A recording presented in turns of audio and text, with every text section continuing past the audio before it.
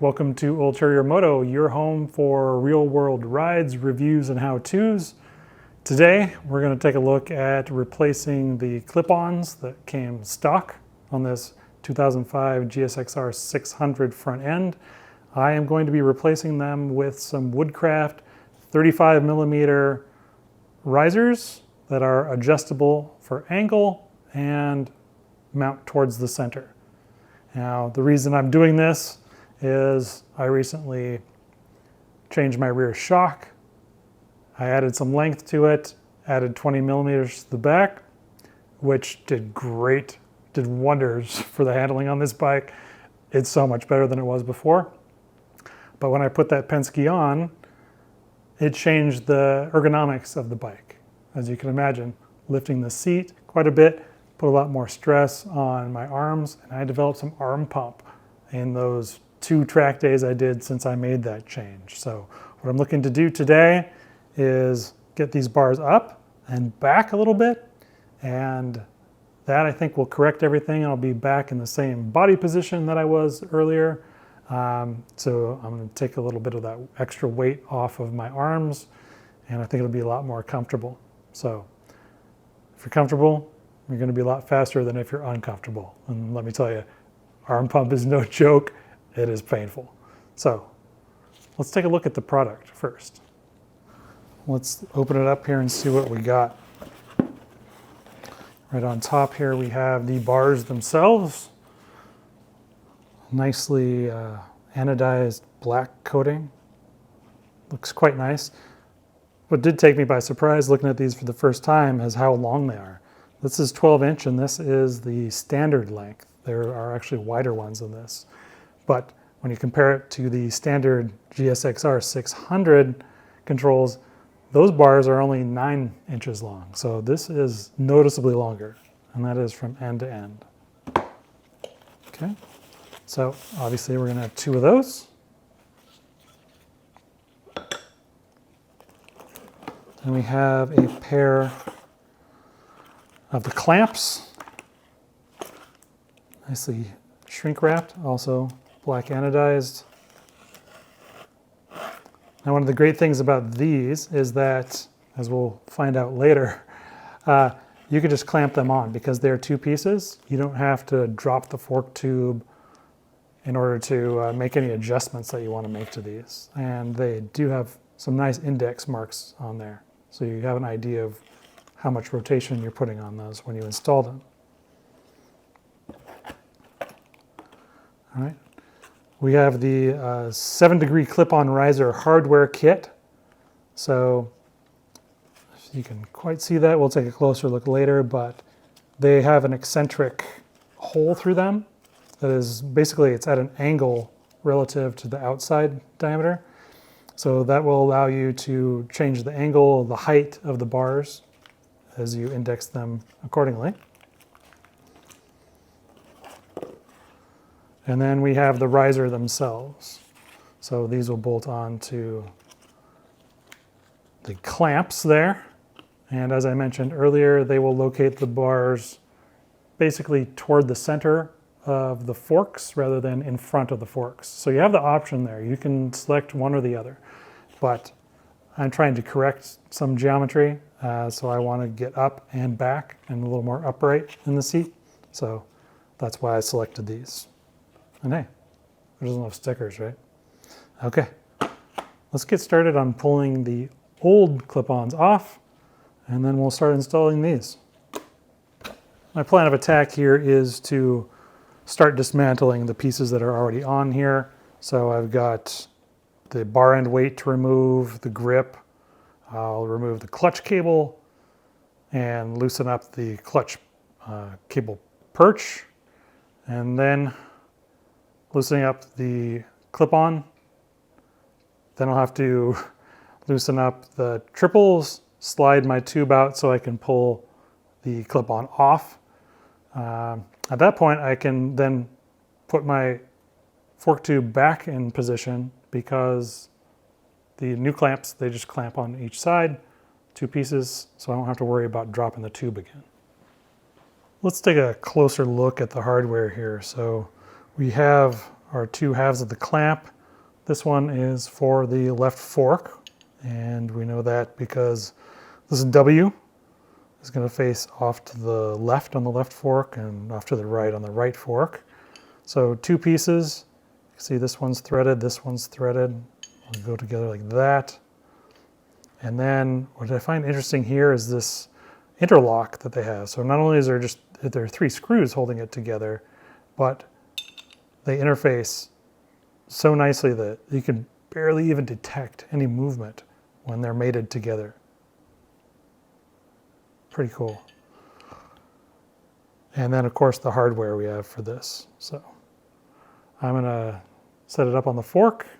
I've got the original clip-on back on here just for a reference. Now, as I put this clamp on, I think I might want my new clip-ons to be roughly the same angle. At least that'll be a good starting point to what my old ones were. So I'm lining it up so they're roughly equivalent. And this is all very rough. And I'll make a little mark there, a corresponding one on my triple. So I have a vague idea of where I'm starting from. So the instructions say that you want to keep the gap in between these parts roughly even.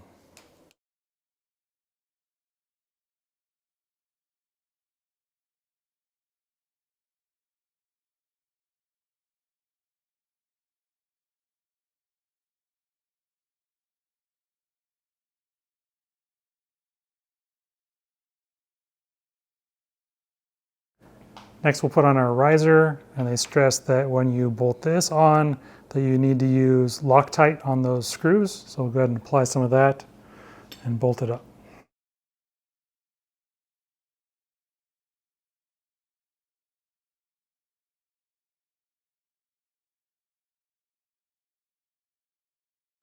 There are several different styles of fastener here, so you're going to need a 5mm Allen for most of them, but for this one here, 4mm. Here is one of the benefits of watching a video of someone else doing it versus just going along with the directions. The next step is to install this insert, which gives you more adjustability, and these lines are supposed to face out. This is not going to work, clearly. So, fortunately, the Loctite hasn't dried in there, so I can still just back these out, put this in, and go about it again.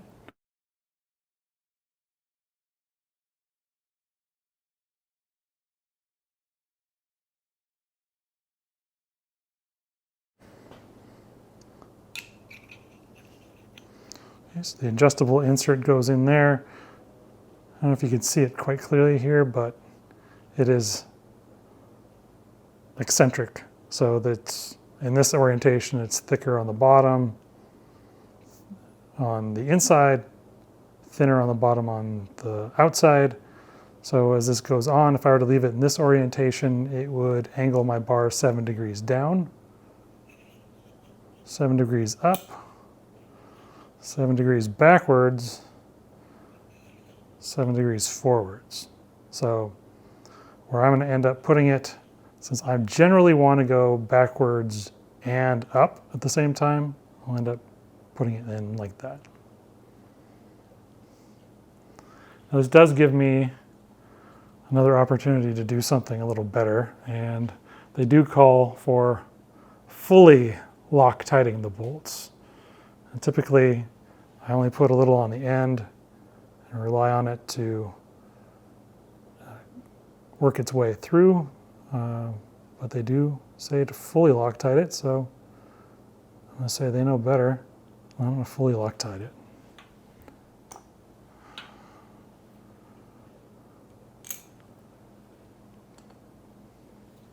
Drop it in, go with the 5mm, and fasten it.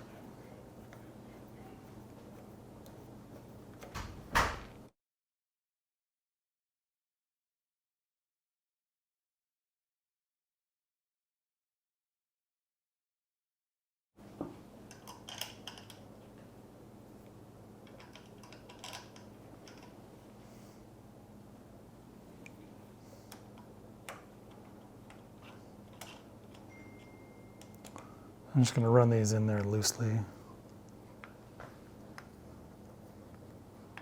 Still need to get the bar in there. They do advise before you put the bar in, you take a look at your lever. A lot of factory levers, they say, have something that protrudes in order to index your lever to the bar to prevent rotation. This 05 Gixxer 600 does not have any provisions like that, so I can go ahead and slide that on there.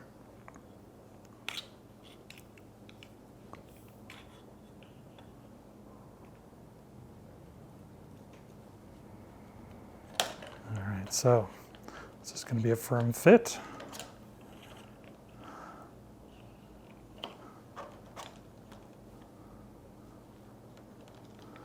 And they say that the plastic at the end of the bar should fully protrude.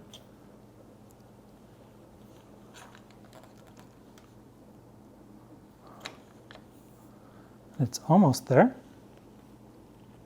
There we go. There we go.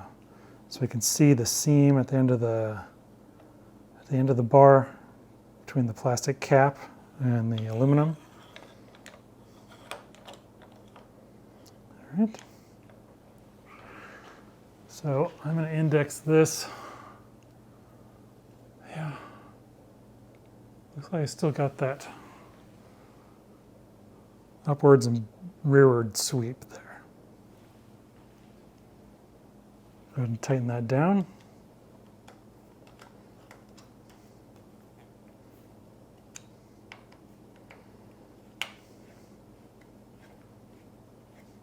Of course, you can put the clutch perch on before or after you slide that through. It really doesn't make any difference.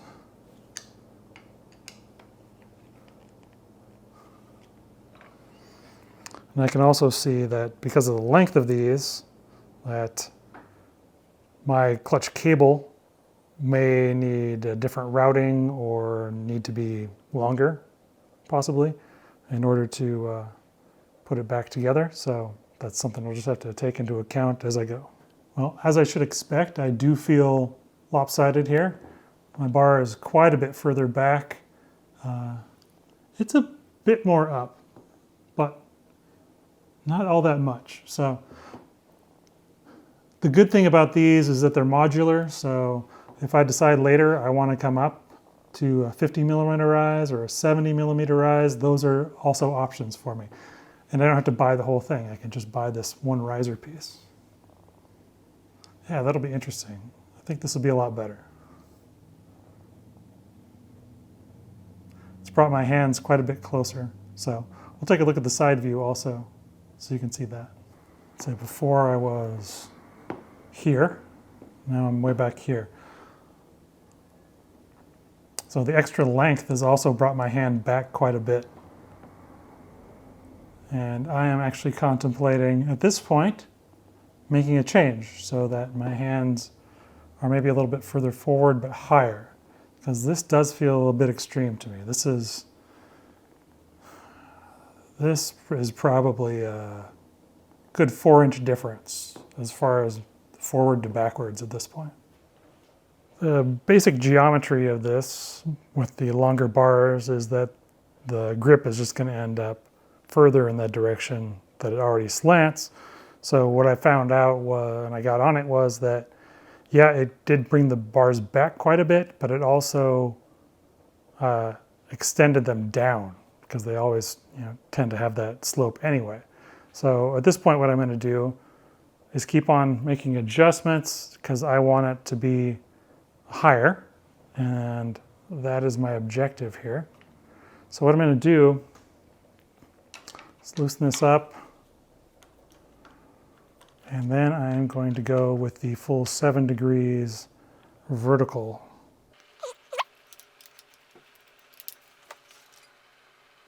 All right, so I got further back than I bargained for, but also a little higher. I'm going to try this out. I'm going to try this as a track and make further adjustments if I need to, but for now, that's pretty good. So the next thing I'm going to do here is put on the grip. I've already put a little bit of fluid in there. I use just a window cleaner.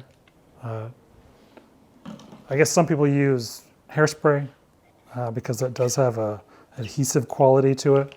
But this also, once it dries, it doesn't provide adhesive, of course, but it just does dry and it doesn't leave any residue. Get on there a little further. And then when I'm done getting these into position, I'll safety wire them around these grooves. Help keep them on. And a little more fluid in there.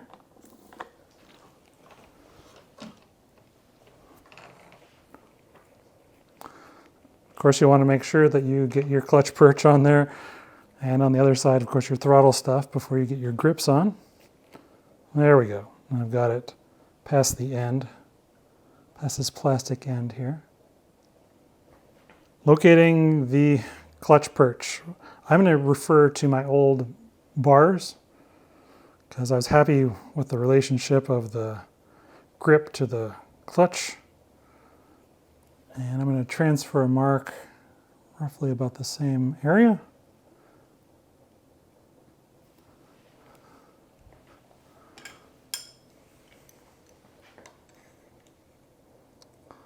And I'm just going to kind of eyeball it as far as the angle goes. Can always make that adjustment later as well.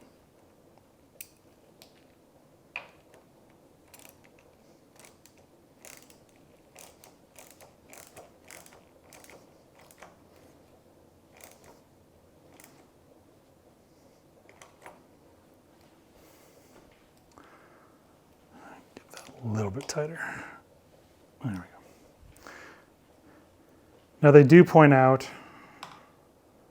that some, never mind, I think I already covered that, didn't I? For giggles, I'm going to see how my clutch cable, which I just lubricated and was as dirty as could be beforehand, is going to fit there. Is that going to be possible? I may have to do some revision of the clutch cable, which was anticipated going into this, but let's see what happens when we try to put it on.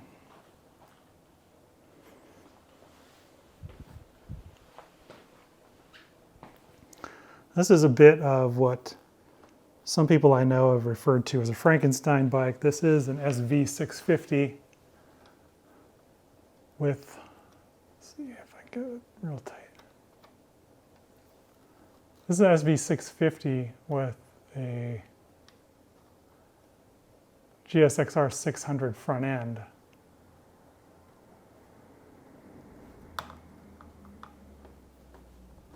So this is not a typical application, but not entirely uncommon either. These rear-facing bolts, before I finish here, they do need to be torqued down. I'm going to torque everything down now that I got it in position. They're more difficult to reach, but they're not impossible, especially if you have your bodywork off.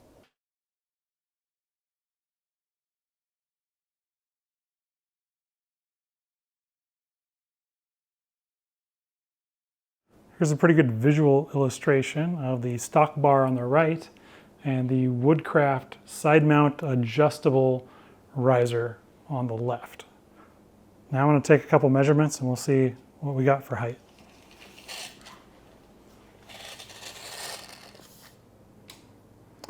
Measuring to the top of the grip, 38 1/4.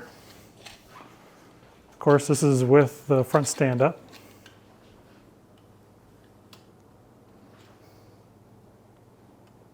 And on the Woodcraft, 39 3/4. So I actually gained 1.5 inches of height. Nice.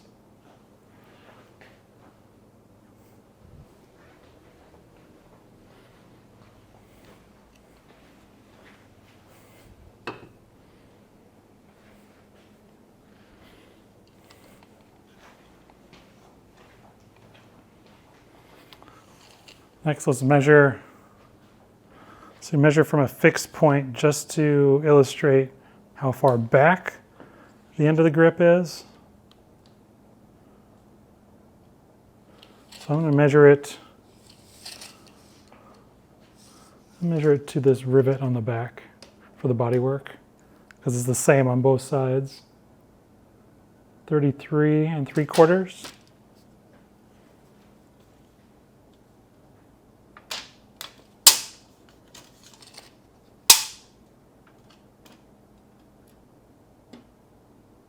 $38.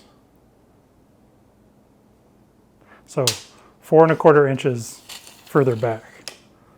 We'll see how this works. Now, it is possible that if this is too far back, I can rotate it around to get it a little bit more forward. Or you also have the option of having a front mount. So that actually lines the bar up closer to the front. So after repeatedly sitting on the bike, taking multiple measurements, I'll tell you where I ended up here. So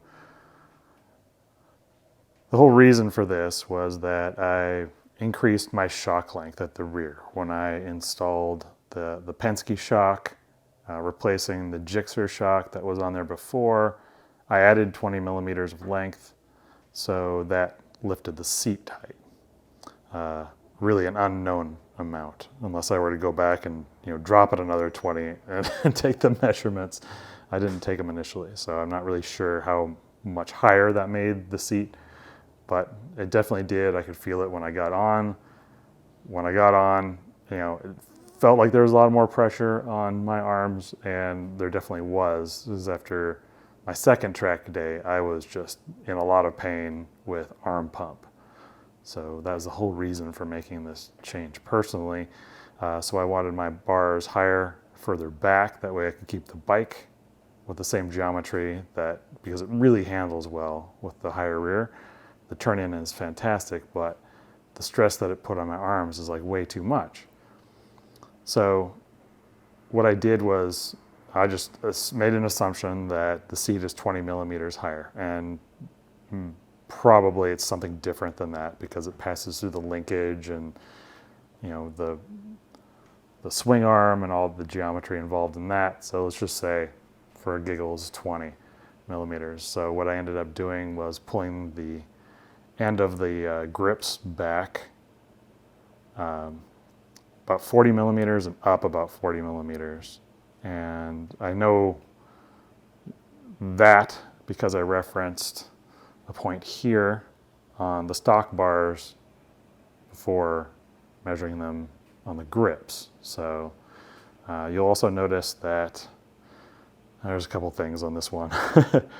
The grips are inboard from the end of the bars because the bars are really long, and I may end up cutting them down later, but this is as far as they'll go if you use the center mount as opposed to the forward mount that puts the bars up here.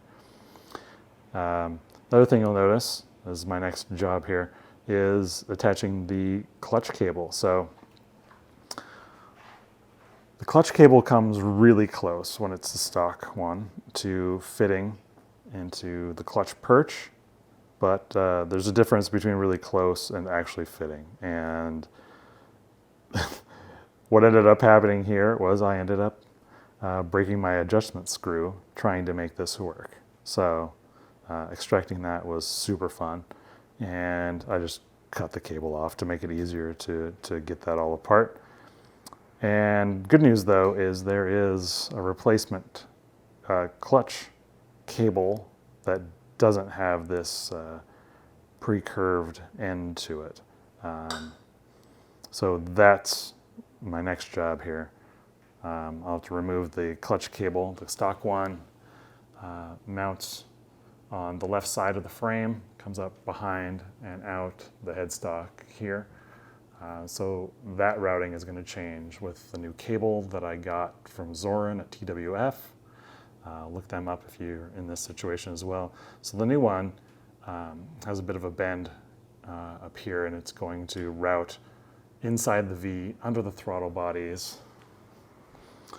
Then it's going to come out the right side of the headstock and then it will, of course, go into the perch here. So it's more flexible in this area, allowing me to use that properly. So yeah, I knew there was going to be a danger of other things not fitting. Beware of that when you do change your clip-ons to some other geometry. I'm not surprised, I'm not shocked, but I did want as few other changes as possible. So trying to make it work, it didn't. Lesson learned. As we go over to the other side, see what the limitation really was on this was that the throttle cables, the stock ones, are only so long. So this is a stock SV throttle cables. When I go full turn to the right, there's some play here, which is good, but there's not much play there. So getting them all the way as far up against the clip-on mount is, I think, as far as they can go. Now, if you opted for the bars that went to the front, I think that would give a little more space to these. However, I didn't, because I was looking to get the bars up and back. And I think actually with the adjustability in these, if you went with the forward ones, I think you could end up at the same place here without any problem. And then you wouldn't have excess bar if you didn't want to, because I have these shoved in as far as they'll possibly go. And I may end up actually cutting some of that off and shoving it back in further.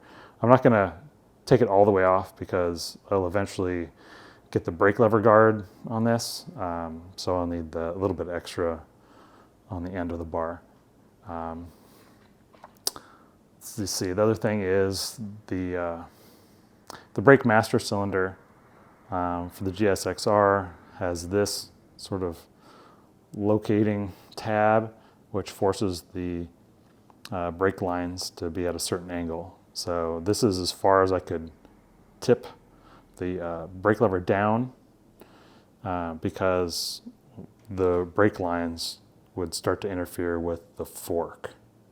So that's as far as they could go too. So I mean, everything is kind of at its limits right here. And if after checking this out, I probably would go with the forward mount, but I can't return these parts because I got them from Sport Bike Track Gear, and their policy is once you fit a part, that's it, it's yours. Even if you never rode on it, or rode with it, I should say, it's yours. Just once you fit it to the bike, that's it. No returns. So not wanting to spend another couple $100, I'm just making this work, and the good news is I think it's going to work just fine.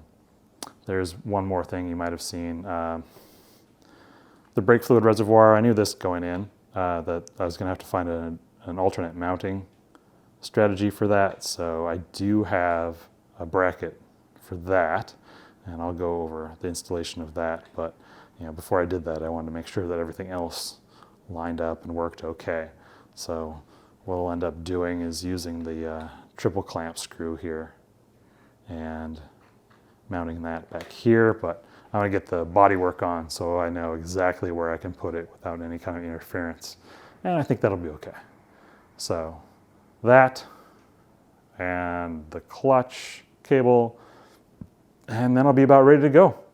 I anticipate having to dial things back a bit, but we'll find out at the next track day and then make the changes from there. If you're curious about how these components come off the bar, it's actually pretty easy and straightforward, so don't sweat that. For the brake lever perch, it's just taking off these two bolts here, and this piece comes off, and then that'll let the brake lever perch off.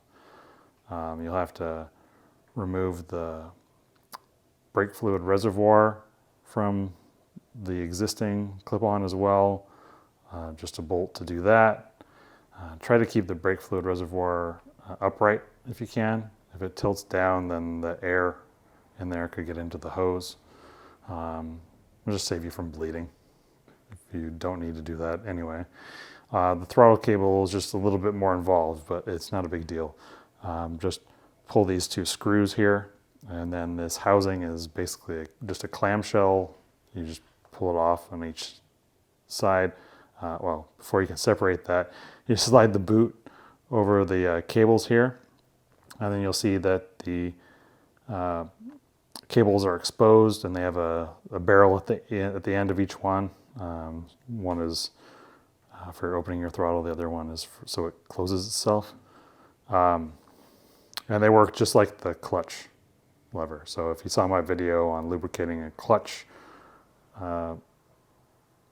then it's the same sort of scenario here. They just come through here and mount to the throttle tube. So yeah, that's pretty basic. So don't fret that. Got my fairing on now, front wheel on the ground, and I do have some interference here. It's really just about at the end of lock there. So since I'm not 100% sure I'm going to keep this exact measurement, I'm just going to leave it as it is. But once I get it dialed in, then I'll start maybe taking a notch out of the fairing there as necessary. I don't usually hold my fairings on with zip ties, but for now, that will do the trick. And then the other thing I'm looking at here is how much clearance I have for my brake reservoir. So I'm planning on mounting it right about in this position. I think I should be good there. Just stay out of the way. And then when I turn, I can go full right lock without any interference over on the clutch side. So, all right, let's get this thing mounted. I am using this Driven Racing reservoir bracket. It's kind of a universal retrofit. As I mentioned before, the original mounting location for the brake reservoir was on the Clipon for the factory GSXR unit. So my initial plan here was to use the existing bolt for the triple on top. However, as we take a look at this, there's just not enough meat on the bone there. If I were to drill this out, there would be hardly any material left. And I would have to drill it out because the bolt there is significantly longer. So plan B on this is to bend this bracket to fit my reservoir, drill and tap a hole in here, and get that mounted that way. So a way to easily figure out what size you need to tap, if you don't know what the size of the bolt is that you're using, is to use your die set. So, I had the assumption that this was going to be a metric, which it is. So you can just go through your dies and thread your screw into the die, and that will give you an idea of what size it is. So if I just pick this one up here, try to put it in the narrow end there, it's not threading, it just kind of goes through. So go to the next one, thread that in there without cross-threading it, of course. There we go. Yep. So it threads in. I see that's a 6x1. So good to go. And you just need to find the corresponding tap. This one says 6x1. It also is very handy if you read this closely. It says what size drill to use. So that's what we're going to do. One of my big considerations here is not only where this goes in relation to everything else, but where that bracket threads through. And it's important to not only look at where it is when the bars are straight, but also when they're bent as far as possible. So, possibly I could go over those throttle cables, but I see, they do get lower as I turn to the right. And as I turn to the left, though, they want to go much higher. So that would not be a good option. So I'm going to go as low as possible, try to stay on this plane here. And so I know where to locate that hole. I'm going to go ahead and bend it first, attach it to the reservoir and mock it up. Then I get an idea for what my hole location is going to be. So I want to get my bend close to the end there. I don't want to get too close to the hole, of course, because I don't want to distort the hole. I want a flat mating surface for my bolt there. So try these sheet metal pliers. See what I can do here. It's about right.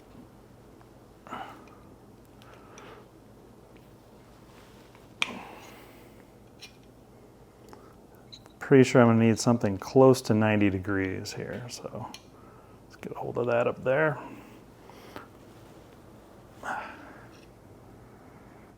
Pretty close to 90, not exact, and I may not actually want it to be as tight as 90 because of the angle of these. I still want to keep the reservoir fairly upright, so let's put it together and see what happens.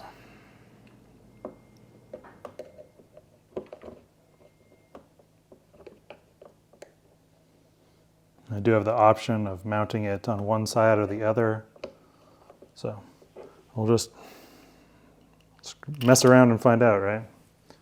Words to that effect anyway. Let's get that under. There we go.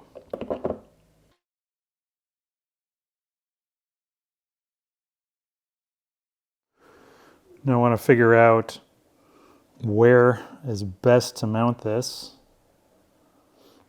And I'd like to avoid contact with the throttle cables if I at all can, which might be impossible, but I at least want to avoid restricting them in any way.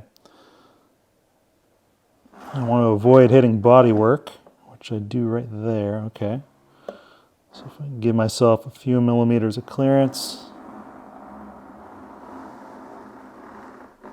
Some minor contact there with the throttle return cable. But I think that's pretty smooth. I want to make sure that there's nothing on the bottom side that I don't want to drill into, because there are a couple features here. There's a boss for locating the OE triples. I don't want to drill into that. There's a boss for the ignition module. I don't want to tap into that. So that does look like a pretty good location there. Take my silver Sharpie, and there's the location of my hole. Now I'm sure some people are gonna flip. Drilling holes in your triple, you're weakening your triple, it's gonna break. It's not. I mean, look how small that hole is. All right, we're gonna be plenty good.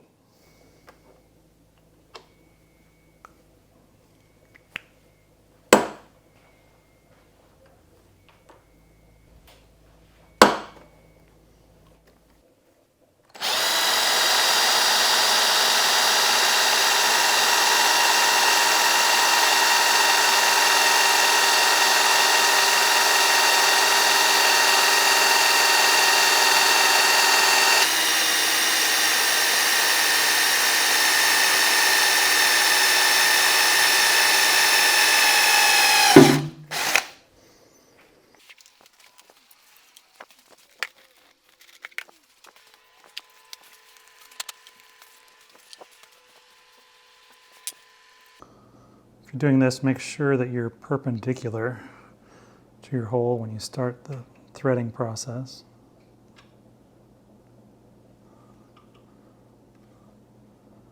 And don't be afraid to back it out. Use some cutting fluid in there as well.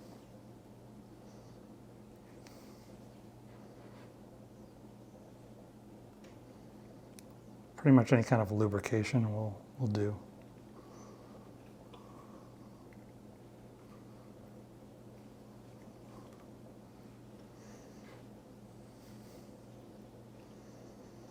You start feeling too much resistance, and you start backing it off.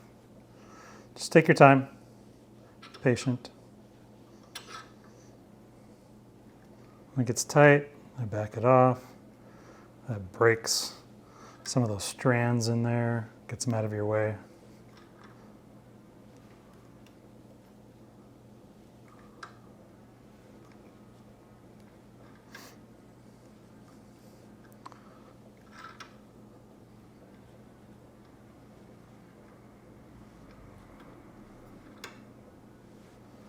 Gets easier as it goes along because you're not really cutting as much material out of the way.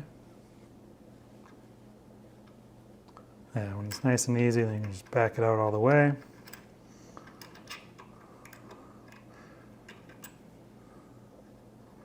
And we'll test our screw. See how we did. For this particular driven unit, it takes a 4mm Allen. Oh, that's nice. Yeah, fits perfect. Right on.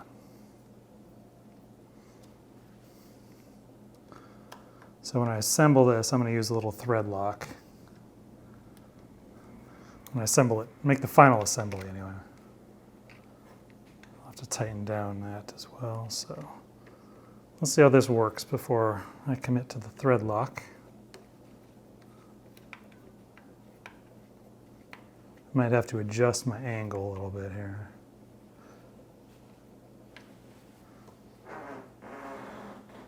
A little bit of contact with the fairing.